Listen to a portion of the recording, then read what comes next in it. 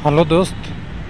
Government employee जो tax का सबसे बड़ा स्रोत है, एक टैक्स इनकम टैक्स, दूसरा टैक्स जीएसटी या और बाकी लोग तो देते ही है, लेकिन गवर्नमेंट एम्प्लॉई का ये है कि उनकी सैलरी स्लिप बनती है और सैलरी स्लिप में जो भी चढ़ जाता है उस पर टैक्स देना पड़ता है। सबको पता है, चाहे वो नाइट ड्यूटी हो या कुछ भी हो, सारे तरीके का जितने भी सैलरी स्लिप में चढ़ता है उस पर टैक्स चढ़ता है। अब उसके अलावा कुछ लोगों को पहले बताया गया, शुरू से एक प्रोसेस था कि आप कुछ सेविंग कर लो, कुछ बच जाएगा। तो सेविंग भूखे रह के लोग सेविंग करना शुरू कर देते थे, ऐसा कहा जाता था। मतलब अपनी जो ज़रूरत की चीज़ें हैं उसको रोक के सेविंग करते थे। लेकिन अब नया प्रखंडा 2014 से न्यू टैक्स रिजिम का आ गया है कि जो आपने पहले सेविंग कर रखा था अब उसका बेनिफिट नहीं है। अब न्यू टैक्स स्लैब सब लोग जानते हैं बाय डिफ़ॉल्ट, अगर आपने ध्यान नहीं दिया तो न्यू टैक्स स्लैब ही देना पड़ेगा। अगर ध्यान दिए तो ओल्ड टैक्स रिजिम में आपको कोई बेनिफिट नहीं मिलेगा।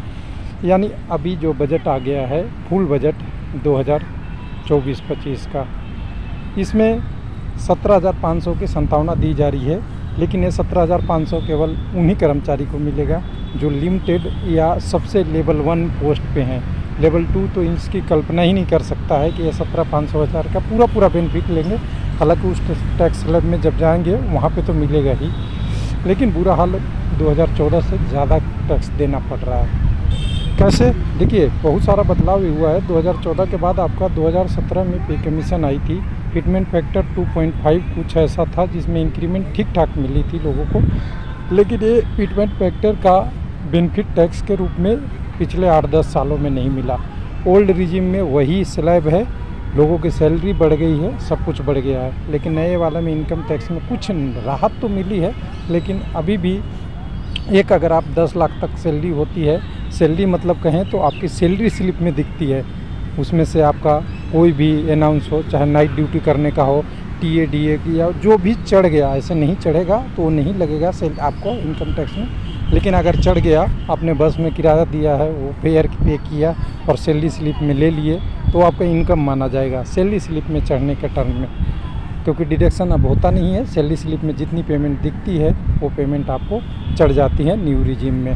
तो अब उस हिसाब से अगर देखेंगे तो आपका नया स्लैब आ गया है, इसको थोड़ा सा ध्यान से देखिए। और पुराना स्लिप पहले दिखा रहा हूँ, मैं गवर्नमेंट के डाटा की ही बात कर रहा हूँ। तो गवर्नमेंट के डाटा में जो पीछे जो दिया गया है, ये वाला न्यू स्लैब और ओल्ड स्लैब। ओल्ड स्लैब में कोई बदलाव नहीं है। अगर 10% से ऊपर हैं तो आप टॉप के 3% अमीरों में है, जहाँ पे उनको भी 30% देना पड़ता है। और यानी आपकी बेसिक करीब 45,000 के आसपास, 45 से 50,000 के आसपास बेसिक है। तो आप करीब उन 3% लोगों में हैं जिनके पास 50 फैक्ट्रियाँ, 2,000 गाड़ियाँ और हज़ारों की संख्या में काम करने वाला एम्प्लॉई है, उनके बराबर आपको टैक्स देना है। सिंपल सी बात है। लेकिन नए वाले टैक्स स्लैब में थोड़ा सा बेनिफिट देके अब इसको 15 लाख तक ही है, 15 से ऊपर जाने पे 30 है। लेकिन ये वाला स्लैब बढ़ा है, 3 से 6 के बाद 7 हो गया है, 6 से 3 से 7 हो गया है। यहाँ पे आपका 7 + 1 यानी से 10 हो गया है। और यहाँ पे आप देखेंगे तो 10 से 12 हो गया है। यानी ऊपर वाले दोनों नहीं बदलाव हुए हैं, आपको शुरू वाले 2 बदलाव हो गए हैं। तो इसका कैलकुलेशन स्टेप बाय स्टेप होता है, 5%, 10%, 15%, 20% और 30% का स्लैब। तो आपको यहाँ से थोड़ा सा 15,000, 16,000 बेनिफिट मिलेगा। अगर आप 9 लाख यानी यहाँ 10 लाख का रखेंगे, नया वाला PIB आपको खोलते हैं तब दिखेगा, नया वाला में दिखेगा। ये पुराना में आपको पुराना ही दिखते रहेगा ना, तो नया में लेते हैं। तो नया में आप जाएंगे तो नया वाला टैक्स में गवर्नमेंट का कहना है कि इस टैक्स रिजिम में आपको 0 से 3, 3 से 7, 7 से 10, 10 से 12, 12 से 15 ये टैक्स स्लैब है। यानी जो ऊपर के 2 थे वो तो बढ़े नहीं हैं, ये तो वही है आपका सेम के सेम है, इसमें तो कोई रियायत मिला नहीं है। यानी आप लेवल 1 से ऊपर वाले कर्मचारी हैं, चाहे SSC में हो, बैंक में हो, PSU में है, रेलवे में हो, रेलवे के अलावा और भी कोई भी कंपनियों में है जहाँ पे आपको सैलरी स्लिप लगती है और गवर्नमेंट की रूल लगती है, स्टेट गवर्नमेंट की भी हो, सब में आपको इस पे तो बेनिफिट मिलेगा नहीं। यानी लेवल 2, लेवल 3 या प्रमोशन हो के आपका लेवल 5, 6, 7 तक पहुँचे हैं तो आप तो मैक्सिमम इसी में आते हैं ना। तो यहाँ पे आपको तो बेनिफिट मिल नहीं रहा है, 10 तक तो मिल रहा है। तो 10 तक मिलेगा, तो 10 तक वाला में थोड़ा सा ये हो गया है कि ये 5% कहाँ मिलेगा 1 लाख तक। पहले 3 से 6 मिलता था, तो 1 लाख में आपको 5% मिलेगा। तो 1 लाख का 5% कितना होता है? 5,000 रुपये आपको यहाँ बेनिफिट मिलेगा। इस वाला टैक्स स्लैब में 5,000 आपको बेनिफिट मिल जाएगा बढ़ने से। फिर यहाँ 1 लाख बढ़ गई है तो यहाँ पे 10 यानी 10 यहाँ बढ़ जाएगा।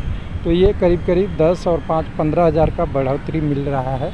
और इसके अलावा एक स्टैंडर्ड डिडक्शन है जिसके बारे में बात कर रहे हैं 15 के अलावा, जो 50 से बढ़ा के 75 कर दिया गया है, यानी 25,000 ये बढ़ा दिया गया है। तो 25,000 के बदले जो टैक्स स्लैब में आप रहेंगे, जहाँ पे ऊपर से नीचे आएंगे, तो इसके बदले करीब 2,500 का बेनिफिट मिलेगा।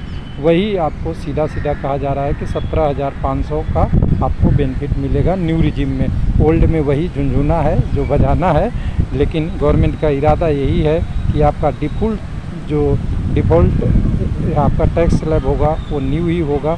और स्टैंडर्ड डिविएशन वगैरह ये शायद ओल्ड में भी मिले, लेकिन इससे कोई अंतर नहीं पड़ता। आपका टैक्स स्लैब जैसे ही 10 से ऊपर होता है 30% चला जाता है, और 30% चला गया तो आप 3% में आ गए। यानी गवर्नमेंट एम्प्लॉई का कंडीशन अभी भी नए बजट या जो भी अभी आई है उसमें कुल मिला के 57 ही है, कुछ मिलने वाला नहीं है। और मैं बोलूँ 17,500 रुपये भी आपको नहीं मिलने वाला है, आपको 1 रुपया भी नहीं मिलेगा। मैं लिख देता हूँ कैसे, आपको मैं बताता हूँ कि आपको जनवरी, ध्यान दीजिएगा, जनवरी 2024 में आपकी 50% डीए थी, ठीक है।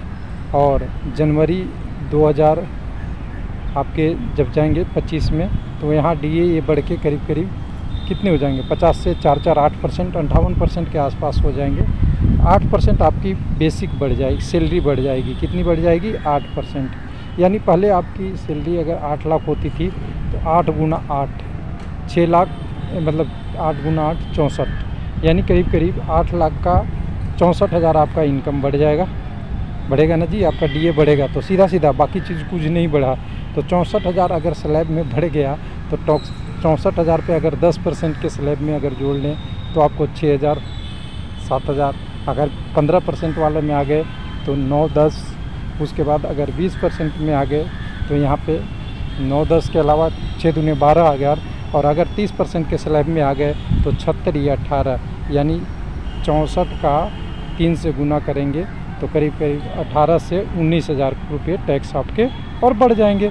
यानी 17,500 मिलने वाला जो आपने सोच रहे हैं या झुंझुना दिखाना है, वो आपको 19,000 कट जाएगा। अगर आपकी सैलरी कहाँ है? इसमें है, आपकी 15 से ऊपर वाले में है। तो 15 से ऊपर वाले के लिए कुछ नहीं मिलने वाला है। अगर आप 12 से 15 में हैं तो 20% में है, तो 20% में आपको 2,000 की बेनिफिट मिलती है। और अगर आपने कितने में है, अगर उससे नीचे हैं 10 में है, तो 10 वाले में थोड़े बहुत आपको 3 से 4,000 बेनिफिट मिलेगा। कोई 17,500 बेनिफिट नहीं मिलने वाला है। हाँ, अगर नहीं स्लैब बढ़ता तो इतने टैक्स और ज़्यादा कटता, ये कंडीशन थी। थैंक यू, धन्यवाद।